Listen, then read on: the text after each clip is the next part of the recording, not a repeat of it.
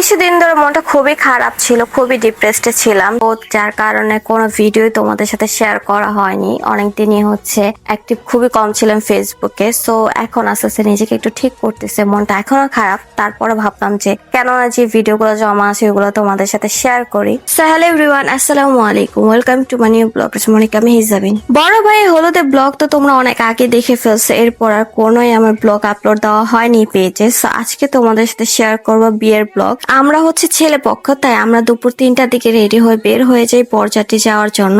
এক এক করে প্রত্যেকটা গাড়ি চলে যাচ্ছে, এরপর আমরাও গাড়িতে উঠে পড়ি। এটা হচ্ছে জামাইয়ের গাড়ি, খুব সুন্দরভাবে সাজানো হয়েছে। এরপর আমরা গাড়িতে বসে পড়ি, সবাই হচ্ছে আমরা একই গাড়িতে বসি। আমাদের সেন্টারে যেতে বেশি একটা টাইমই লাগেনি, জাস্ট 5 মিনিট লাগছে, কারণ নতুন বোর বাসা খুবই কাছে আমাদের বাসা থেকে, আর সেন্টারটা খুবই কাছে, তাই 5 মিনিট আমরা চলে গেছি। আসার পর দেখলাম যে ভাইয়ের শালা শাড়িরা আগে রেডি হয়ে দাঁড়িয়ে আছে ঘের ধরার জন্য। জামাই আসলে হচ্ছে গেট ধরে টাকা নেবে। বিয়ের মধ্যে সবচেয়ে মজা পার্টি হচ্ছে এটা, যে গেট ধরে নতুন জামাইয়ের থেকে টাকা আদায় করা, যে যতটুকু পারো। আমার বড় বোনদের বিয়ের টাইমে হচ্ছে আমি এরকম নতুন জামাই থেকে অনেক টাকাই নিছি। এখন মিস করে সব বড় বোনদের বিয়ে হয়ে গেছে, এখন আর বড় কেউ নেই, এখন আর এরকম গেট ধরে টাকা পাবো না।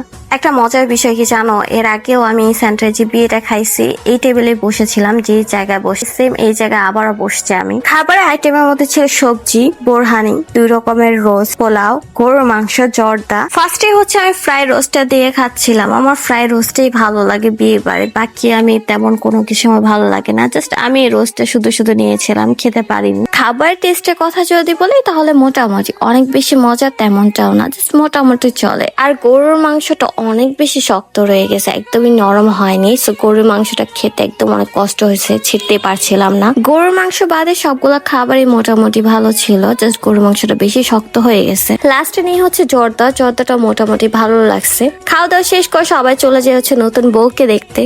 এই যে নতুন বউ, আমাদের নতুন ভাবি। সো ভাবিকে কেমন লাগছে অবশ্যই তোমরা কমেন্ট করে জানাবে, আর আজকে আমাকে কেমন লাগছে অবশ্যই তোমরা কমেন্ট করে জানাবে। তোমরা হচ্ছে মাশাআল্লাহ বলো না সুন্দর লাগলে, যার কারণ হচ্ছে আমার ফেসের অবস্থা খুবই বাজে হয়ে গেছে। তোমরা হচ্ছে নজর লাগাই ফেলো, তোমরা কেন মাশাআল্লাহ বলো না, কমেন্ট করো না। হ্যাঁ, তোমাদের জন্য আমার ফেসের 12টা বেঁচে গেছে। এখন থেকে তোমরা সবাই হচ্ছে বেশি বেশি মাশাআল্লাহ কমেন্ট করবা, ঠিক আছে?